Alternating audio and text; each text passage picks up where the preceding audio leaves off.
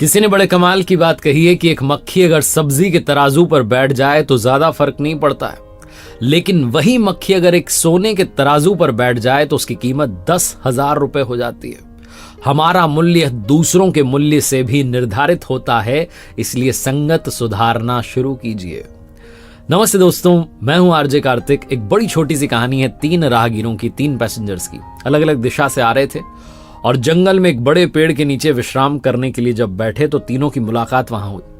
तीनों आपस में जानकारी बढ़ा रहे थे, कहां से आए हो, कहां जा रहे हो, क्या करते हो, ये वो। तीनों दिखने में एक जैसे थे, लेकिन तीनों के हाव भाव अलग अलग थे, एक्सप्रेशंस अलग अलग थे। पहला वाला बड़ा निराश लग रहा था, थका हुआ लग रहा था। दूसरा वाला थका हुआ लग रहा था लेकिन निराश नहीं लग रहा था। और जो तीसरा था वो बड़ा प्रसन्न लग रहा था, मुस्कुरा रहा था।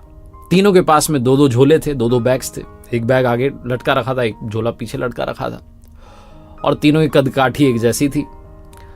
तीनों की बातचीत चल रही थी, तभी इनकी नजर पड़ती है कि सामने की तरफ एक जो पेड़ था उसके नीचे एक महात्मा जी बैठे हैं और वो इन तीनों को देख करके मुस्कुरा रहे हैं। पहले तो इन्होंने इग्नोर किया, फिर इनको लगा कि महात्मा जी तो मुस्कुराए जा रहे हैं हमें देख देख के, ऐसी क्या बात हो गई। तो तीनों अपनी जगह से उठे और गए, महात्मा जी को प्रणाम किया और कहा, महाराज आप हमें देख करके हंस क्यों रहे हो? हम कोई जोक कर रहे हैं, मजाक कर रहे हैं, आपको हमें देख करके हंसी क्यों आ रही है? हम दिखने में बेढंग से हैं, क्या दिक्कत है?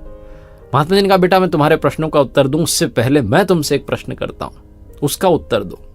मेरा प्रश्न ये कि तुम तीनों के पास में 2-2 झोले, अगर मैं तुमसे कहूं कि लोगों की अच्छाई को एक झोले में रखना है, बुराई को एक झोले में रखना है, तो तुम कौन से झोले में क्या रखोगे? पहले वाले ने कहा कि महाराज मैं लोगों की बुराई को आगे वाले झोले में रखूंगा ताकि उनसे जितना हो सके दूर रहूं, अच्छाई को पीछे वाले झोले में डाल दूंगा। दूसरे वाले ने कहा कि महात्मा जी मैं आगे वाले झोले में तो अच्छाई रखूंगा ताकि पता रहे कि उनके जैसा बनना है, और पीछे वाले में बुराई रखूंगा ताकि मुझे ये पता रहे कि मुझे उनसे अच्छा बनना है। और तीसरे वाले ने कहा, महात्मा जी मैं आगे वाले झोले में उनकी अच्छाई रखूंगा ताकि देखता रहूं कि दुनिया कितनी सुंदर है, और पीछे वाले झोले में उनकी बुराई रखूंगा, और उस झोले में, उस बैग में एक छोटा सा छेद कर दूंगा ताकि जैसे जैसे मैं चलता चलूं वैसे वैसे बुराई छन करके नीचे आती रहे, और एक समय ऐसा है कि वो बुराई का झोला खाली हो जाए। महात्मा जी ने कहा, मैं तुम्हें देखकर के इसलिए मुस्कुरा रहा था क्योंकि मैंने तुम्हारे बारे में सही पढ़ा था, सही समझा था, तुम्हारे चेहरे देख करके फेस रीडिंग कर ली थी। ये जो तुमने जवाब दिए यही तुम्हारी इस यात्रा का सार नहीं, जीवन यात्रा का भी सार है। पहले वाले यात्री जो भाई साहब कह रहे हैं कि मैं आगे वाले झोले में तो बुराई रखूंगा ताकि जितना हो सके दूर रहूं, ये थके हुए दिख रहे हैं, निराश दिख रहे हैं। इस यात्रा में थके हुए निराश दिख रहे हैं, और जीवन की यात्रा में भी थक चुके हैं, निराश हो चुके हैं, नेगेटिविटी के साथ हैं, उसका हाथ ही नहीं छोड़ रहे हैं, नकारात्मकता इनको घेर चुकी है, कह रहे हैं मैं लोगों से दूर रहूंगा। दूसरे वाले भाई साहब थक चुके हैं लेकिन निराश नहीं है। ये थक इसलिए गए क्योंकि आगे के झोले में अच्छाई रखेंगे, लोगों की तरह बनना चाहते हैं, लेकिन पीछे बुराई रखेंगे, लोगों से अच्छा बनना चाहते हैं। और जब आप ज्यादा अच्छा बनना चाहते हैं और बेहतर करना चाहते हैं तो आप थक जाते हैं। और तीसरे वाले यात्री जो मुस्कुरा रहे हैं, आनंद में दिख रहे हैं, वो इसलिए क्योंकि वो सिर्फ अच्छाई पर ध्यान दे रहे हैं। वो कह रहे हैं मैं अच्छाई देख रहा हूं, दुनिया में पॉजिटिविटी देख रहा हूं, बुराई तो धीरे धीरे बुराई के झोले में छेद कर दूंगा, चली जाएगी। लोगों में अवगुण खोजते रहेंगे तो एक दिन पता चलेगा कि अवगुण आप में था।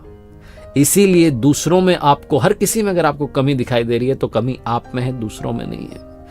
बुराई जो है उसको तलाशना बंद कीजिए, पॉजिटिविटी तलाशना शुरू कीजिए, वरना पहले यात्री की तरह हो जाएंगे, थक भी जाएंगे, निराश भी हो जाएंगे। जीवन की इस यात्रा में अगर आप आनंदित रहना चाहते हैं, मुस्कुराहट के साथ आगे बढ़ना चाहते हैं, तो तीसरे यात्री की तरह आगे बढ़िए, जो जीवन में अच्छाई वाले झोले को आगे टांग लेता है और बुराई वाले झोले को पीछे टांग लेता है, और उसमें एक छेद कर देता है ताकि बुराइयां धीरे धीरे कम होती चली जाए।